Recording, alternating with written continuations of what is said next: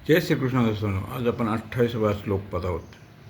शुभाशुभ फले रेवम मोक्षचे कर्मबंधनय्यः संन्यास योगयुक्तात्मा विमुक्तो मामुपैष्यसि.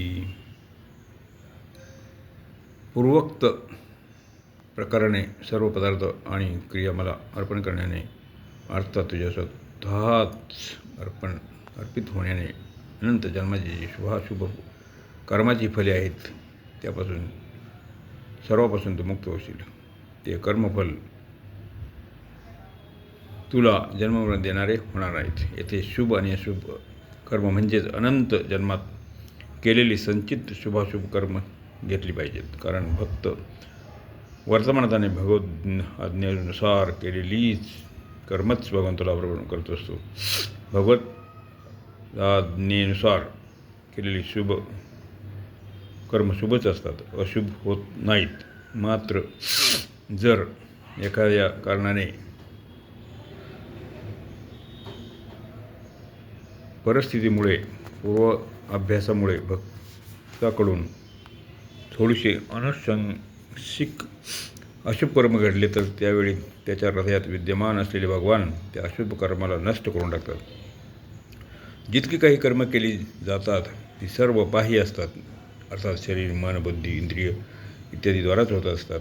म्हणून त्या शुभ आणि अशुभ कर्माच्या अनुकूल आणि प्रतिकूल परिस्थितीच्या रूपात जे फल प्राप्त होते ते ही बाह्यच असते.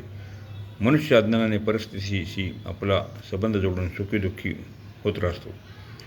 हे सुखदुःखी होणेच कर्मबंधन आहे आणि त्यामुळेच तो जन्मात मरत राहतो.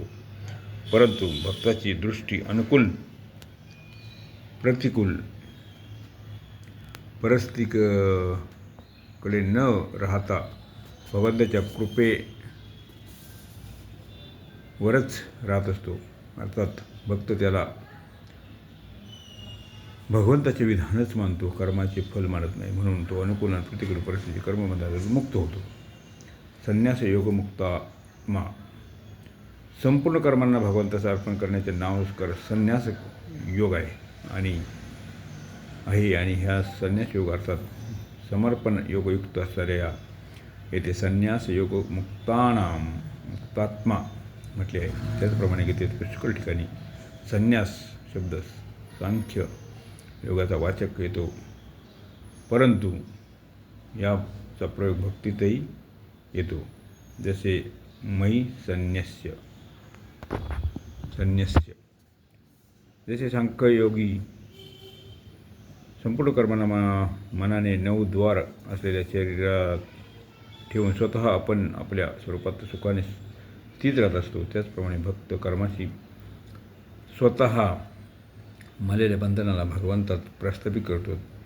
तात्पर्य, जसे एखादा सज्जन आपली ठेव एखाद्या विश्वासू माणसाकडे ठेवतो, तसेच भक्त स्वतःच अनंत जन्माच्या संचित कर्मांना, त्यांच्या फलांना, त्यांच्या संबंधाला भगवंताशी जोडतो. म्हणून त्याला संन्यास योग म्हटले गेले आहे. विमुक्तो मामुपैष्यसि. पूर्वश्लोकात तत् कुरुष्व मदर्पणम म्हणून अर्पण करण्याची आज्ञा दिली होती. येथे म्हणतात की या प्रकारे अर्पण करण्याने तू शुभ आणि अशुभ कर्मफलापासून मुक्त होशील. शुभाशुभ कर्मफलापासून मुक्त झाल्यावर तू मला प्राप्त होशील. तात्पर्य, संपूर्ण कर्मफलापासून मुक्त होणे तर प्रेमप्राप्तीचे साधन आहे आणि भगवंताची प्राप्ती होणे म्हणजे प्रेमाची प्राप्ती होणे आहे. जय श्रीकृष्ण.